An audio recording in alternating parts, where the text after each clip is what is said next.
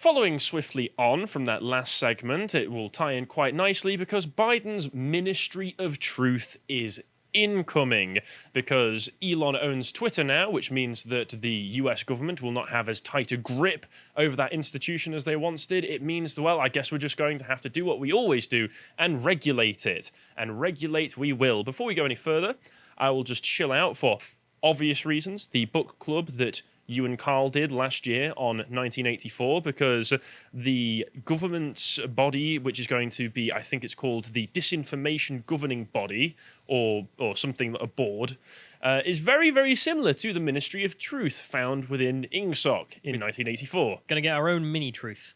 Fantastic. Yeah, and this is something to be concerned about across the whole world, to be perfectly honest, because being a US-based organization, despite the fact that, you know, if you're in England, like us, we won't directly be governed by the Disinformation Board, if you're on Twitter, they are. They will be. Well, I imagine they'll also be influencing every other social media organization in the United States, which most of the free ones are, obviously. Yeah, so it will still be affecting everybody on a day-to-day basis. But let's go into what's actually going on. So I got this up here. So the Disinformation Governance Board is being set up by Biden, which RT have put as US unveils plans to ramp up censorship. This is why we should always check out RT, because they just put things nice and bluntly in these situations. US President Joe Biden's administration is expanding the Department of Homeland Security's, because we all trust those guys, purview to include fighting speech that the government deems to be disinformation. Plans for the new initiative were revealed on Wednesday when DHS Chief Alejandro Mayorkas said in a congressional hearing that his department has created a disinformation governance board. The new body will be headed by a woman called Nina Jankovic, whose resume includes advising the Ukrainian Foreign Ministry and overseeing the Russian and Belarus programs at the National Democratic Institute lobby group. So someone who obviously has an illustrious and successful career in achieving her goals, bringing democracy to Russia. Good job. Done well so far. And aren't you looking forward to even more government control in your day-to-day life? Cat's out of the bag, Jankovic said in a Twitter post. Here's what I've been up to the past 2 months and why I've been a bit quiet on here. So they're saying that this has been going on. We've been planning this for 2 months. This is something that's just been, we were already thinking about doing. It's just a complete coincidence that we've just announced that it's going to happen immediately after Elon Musk removes the level of control we have over Twitter. What do you want to bet for the last, most of those 2 months, it's been in pre-production? You know, the meetings where nothing gets done. And then the last few days, they realize, oh, crap, we need to do something now. Well, what do you reckon that it was like? We hear rumblings that Elon might be thinking about buying Twitter. We best get something prepared just in case.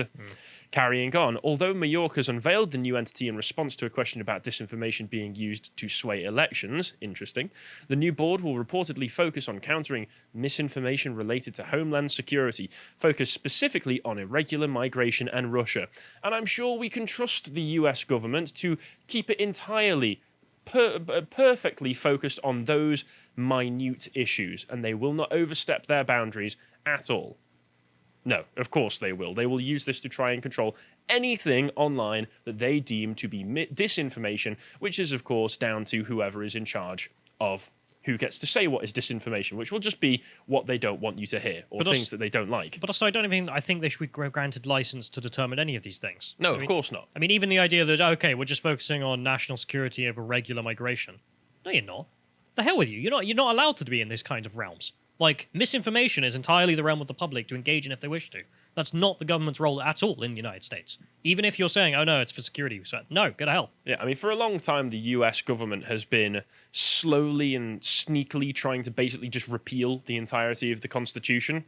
Because as much as I would love to say, oh, the Constitution's a brilliant document, in practice, it's just slowed them down a little bit in expanding all of their powers. They can still do this. But that's better than what we got. It's better than what we got, but they still got here eventually anyway. They've got their own Ministry of Truth coming up, so I don't know how useful the things turned out to be overall. You know, at least they've still got guns. Founding Fathers' solution to tyranny. I don't think we can say it, but it's in the Constitution. Wink, wink. White House Press Secretary Jen Psaki, who was questioned about the Twitter deal by reporters on Monday, said Biden had long been concerned about the power of large social media platforms and will urge Congress to take steps to help combat online misinformation. Last December, Jankovic called Elon Musk an online abuser and said that the best antidote to such behavior is to deny them influence and notoriety. She has also defended regulation of speech, saying the free speech versus censorship framing is a false dichotomy. So she really sounds like she's the right person for the job of determining what is and isn't disinformation. It's whatever I dislike people saying. Do you remember that net neutrality guy? Like, I'm not going to get into the debate about net neutrality, but remember he gave a speech where he was like, no, think of it, it's not going to be the fast lane and the slow lane. It'll be the fast lane and the super fast lane. It's like, it's not between free speech and censorship, it's between free speech and super free speech. See, we just want to take super free speech back to just normal free speech. You guys have had a little bit too much free speech recently. We just need to rein you in a little bit. But obviously this is going to be used as a tool to silence political dissenters on whatever platform that they may pop up on, which is not good news. But let's also just take a look. Like, I saw this clip because Tucker Carlson had a segment on it, as you can imagine. He went over it quite in good detail. I'd recommend checking it out. But he played this clip of this Nina Jankovic from, I can assume, her TikTok. Let's just take a look and it'll speak for itself, okay? Information laundering is really quite ferocious. It's when a huckster takes some lies and makes them sound precocious by saying them in Congress or a mainstream outlet. So disinformation's origins are slightly less atrocious. It's how you hide a little lie. It's how you hide a little lie. It's how you hide a little lie. When Rudy Giuliani shared bad intel from Ukraine, or when TikTok influencers say COVID can cause pain, they're laundering disinfo, and we really should take note and not support their lies with our wallet, voice, or vote. Oh! Yes, the US as a superpower is nothing but a joke. When you've got people like this in charge. That's the person now in charge of what is true. Yes. You're in safe hands. We are in the midst of civilizational collapse, folks. And it's all because of these kinds of people. Rudy Giuliani taking that intel from Ukraine. I mean, is she referring to the Hunter Biden laptop story there? I wonder, as well. Well, I wonder. Well, let's find out a little bit more about this Jankovic lady, because she said quite a few things that made me question her ability to do this job in an objective fashion. So here's a recent thing that she put out there. Last week I told NPR I shudder to think about if free speech absolutists were taking over more platforms, what that would look like for the marginalized community, which are already shouldering disproportionate amounts of this abuse. So she's a leftist. Yeah, great. Okay, obviously. We can't have free speech. Why? Because black people might be called a word. That's not a good enough reason to censor the entire planet, no. You lunatic. The hell's the matter with you? I mean, black people have been able to say some pretty nasty things about white people for a long time on Twitter. Yeah. So we can't have the opposite happening. Also in real life. And guess what? That's fine. Yeah. We live. No one dies. You need to realise, Callum, we only censor because we care. That's basically the logic going on here. And there was some other stuff that Jack Posobiec put out there, these screenshots. So here she is in her announcement. Here's my official portrait to grab your attention. If you want to click on that image for me, Michael, thank you. And if we skip over to the next one, here's what she was saying around the time of the Hunter Biden laptop story. She was live tweeting when I think they were having some kind of debate on it. So back on the laptop from hell, apparently Biden notes 50 former NatSec officials and 5 former CIA heads that believe the laptop is a Russian influence op. Trump says Russia, Russia, Russia. It was all Russian disinformation, and now she's in charge of determining what disinformation is. Yes. I mean, it's like they're just pissing in your face. I mean, they're just joking at you at this point. Yes. I mean, that's the thing with the Biden admin. I said yesterday, it's like they want you to hate them or something. I think if that's what they're going for, they've done a fantastic job. And there's more of this as well. If we go to the next one, we've just got a round table of tweets that she's done about this, which make it very difficult to believe her when she denies that she tried to suppress this story in the first place. Just click on a few of these so we can see them. Reeling in info about the Russian hack. I got your back. This week's Wikipedia is a Trump-Russia primer. So she's a Trump-Russia she's a Russia hater. Yeah, but let's move along. 5 questions every voter should ask about Trump's bizarre relationship with Russia, foreign policy matters, all this sort of stuff. Obviously partisan hackery. And then if we move along, she had an excuse for when she was talking about the Hunter Biden laptop. For those who believe this tweet is a key to all my views, it's simply a direct quote from both candidates during the final presidential debate. If you look at my timeline, you'll see I was live tweeting that evening.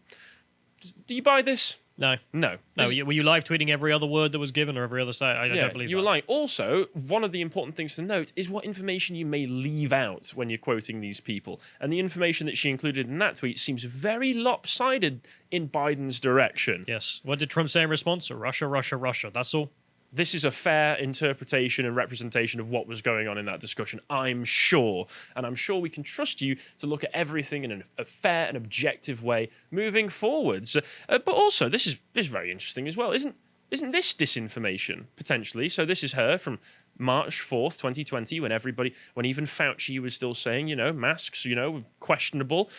Now hope the rest of the ad tech industry stops placing ads for masks and worse, straight up disinfo on articles and info about coronavirus. Interesting how only a month or two later this would have been disinformation, implying that masks don't work, Jankovic. Very interesting. Don't do that. That's very bad. How dare you? That is very bad because masks obviously work. Carrying on. So the New York Post also wrote an article about this and it has some more information. So it says, Nina Jankovic, who is a disinformation fellow at the Wilson Center. We've got our own expert on disinformation in here. Oh, God. Mm-hmm. It's like when Biden said he's an expert in voter blank. Yes, she is repeatedly cast out on the Post reporting about Hunter Biden's laptop. The Russian misinformation expert held that the had told the Associated Press just a week earlier that there was doubt that the laptop even belonged to Hunter, and there were multiple red flags that emails uncovered from the device were legit. We should view it as a Trump campaign product. Jankovic also tweeted a link to a news article on October 2020 that she said cast yet more doubt on the provenance of the NY Post's Hunter Biden story, not to mention that the emails don't need to be altered to be part of an influence campaign. Voters deserve that context, not a fairy tale about a laptop repair shop. So she's a beacon of truth and honesty. Someone we can all rally around at this time in this age of misinformation and disinformation to be the shining beacon of truth. She's the disinformation in chief. Yes. Literally. It's just a partisan hacker who also just engages in disinformation whenever you think it makes it look good. And all of this is to say as well that if it was anybody else in charge, I still wouldn't want this being a thing. I don't want a disinformation governance board. I don't think you should entrust that sort of power on anybody. I don't think being able to objectively tell what is and isn't disinformation is a skill that any human can possess. I also don't, but I also think it would be really funny to have Alex Jones and Alex Jones alone in charge of what's true. Actually, I take it all back. Alex Jones is the only man who could determine it objectively. He is wired in to the Matrix, after all. He's got all the documents. Yeah, he knows. He's got his friends in high places. And then Jen Psaki was also in a recent press conference talking about this and was questioned by a reporter. And let's just hear what Psaki, and therefore the Biden administration as a whole, has to say about this. She had previously called the Hunter Biden laptop a Trump campaign product, seeming to discredit its validity or validity of reporting surrounding that.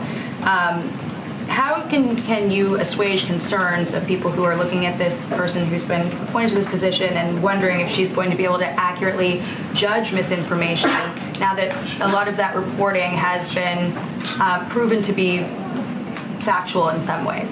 Well, I don't have any comments on the laptop, but what I can tell you is that it sounds like the objective of the board is to prevent disinformation and misinformation from traveling around the country in a range of communities. I'm not sure who opposes that effort. Yeah, the Constitution. The Founding Fathers. I don't know. Name a couple. The ideology that your country was founded on, you absolute bint. What is going on? Oh, boy. I mean, seriously, just dodges the question, gives pithy political response. I don't know who's opposed to the Ministry of Truth. No idea. Yeah. Jesus Christ. And this has, of course, inspired a lot of commentary from sane liberals and conservatives across America. Crowder here pointing out the government board is creating misinformation. Who else did something like that? Oh, yeah, the Nazis. There's some data showing some interesting things going on post Elon Musk's Twitter takeover. Elon himself actually responded to this tweet, just putting discomforting. Yep. Yes, it is. I'm glad that Elon, as ever, with his finger on the pulse, is aware of what is going on here. And there's somebody else pointed out the storied history of ministries of truth. So Adolf Hitler had one, Joseph Goebbels had one, Joseph Stalin had one. Probably the same one, there, to be honest. Yeah, that's true. That's true. But Joe Biden has one now. So I suppose just don't trust leaders called Joseph. it's what I'm getting here. Hitler was just an aberration here. It's Joe, if you move the letters around. I don't know. Sleepy Joe. If you take some letters away and add some more, you end up with Joe Biden. Yeah, and we do have people within the American political system also trying to combat this as well. For instance, Josh Hawley has written this strongly worded letter saying, "Please don't do this." Well, I mean, good. I mean, that's better than nothing, but still, I don't know what help this can do. I think we just really need to absolutely demolish the Democrats. I think the Democrats are digging their own grave currently. Hopefully people will recognize that this is just the next step in them trying to blow their own heads off. But I think we really just need to bury the Democratic Party altogether in the midterms. I mean, it is the role for him to send these letters, so I don't think we should discourage him for any of that. No, but of course not. This is a perfect thing. I mean, this is like the groomers again. This is a perfect moment in which you can put it in the center and just make people stare at it and be like, yeah, they're literally demanding a ministry of truth. And she says, I don't know who opposes that. Yeah. And they just show everyone the Constitution again for a minute. And once again, they'll probably be like, oh, what, you think children are being groomed in schools? Disinformation, banned, get off the internet, you're no longer allowed to talk. We've sent the thought police over to sew your mouth shut. In the name of national security. Get bent. Yeah, go screw yourself. And then there's also some people pointing out that with Joe Biden in office, well, the disinformation board's going to have its hands full just with him alone, because Biden recently said, I think what we're seeing is an enormous growth in the country when the US economy actually shrunk by 1.4% in the first quarter of 2022. So, I mean, hopefully, if nothing else, in terms of the managerial elites, there's the idea, why don't we just get them all to tie themselves up in knots managing each other? And you've got plenty of work to go through here. Not that I think they'll do anything, because what Joe Biden says is good, because it is on our side. And once again, are we just going to trust any of these people when there's nonsense, partisan BS like this being put out there? Look at this graph. I mean, just like Chad Kroger said in that classic song Photograph, look at this graph right now, okay? Like, Republican Party backslides towards authoritarianism, level of party commitment to democracy. Dem have nice, high, straight line, very consistent. Oh no, the GOP took quite a dive. In between the y-axis is highest, and at the bottom, lowest. No idea what that means. It's not even 0 to 1 in some arbitrary algorithm. Like, it's just low. We've just decided. We've just decided they wanted to close the borders. Oh, what, like the bloody Dems in the early 2000s? Oh, graph go down again. Graph go down. So just to show how easy it is to do this, here's a graph that we prepared earlier that Michael put together for us, which I think communicates a similar message, which is the y-axis says better happy, the x-axis says worse sad, and here you can see the Dems, apart from a little dip recently, have been pretty consistent on it. The Dems were always better happy, and then they got a little bit worse sad, and then they've gone back to better happy. Yeah, I think the little bit worse sad was when Hillary lost, and they went, "Oh, I'm very, very sad now." Very sad. Whereas the Republicans have been on a very bad downward spiral. They've been on a depressive spiral here. If you're a Republican, you're going to worse sad every day. Yes, and this therefore proves that you should vote Democrat. And I'm sold. I'm signing up. Yeah, that's the logic that we're dealing with here. Go to joebiden.com and sign up as Democrat today. I think that might actually be an Antifa site redirection. Oh no, it's for sale for $280. Ooh. Oh wait, no, I spelled Biden wrong. That'd be weird. Oh, come on. Anyway, and on that bombshell, the Ministry of Truth is coming for you. They're coming for all of us, and they want to stop you from being able to say rational and sane things because you're not towing the party leftist line. So oppose it at all costs. I went to joebiden.com. It's just a big block of text. Someone let Joe on the typewriter again. Well, I'm imagining, I'd love for someone to just hack that and just upload our graph there. Not saying that you should, but... No, you should instead make loads of memes about more graphs about how Republicans are worse sad. Yes, very sad, very sad. Nothing that could prevent this. Let's go there. If you appreciated that segment from the podcast of the Lotus Eaters, you can go to lotuseaters.com to get access to all the premium content we have on the site, such as this essay that Carl wrote on the politics of Warhammer 40,000 with an audio track to go and listen as well. But also, if you'd like to find out what else we're putting out, you can follow us on Getter at lotuseaters_com on Getter. Thank you and goodbye.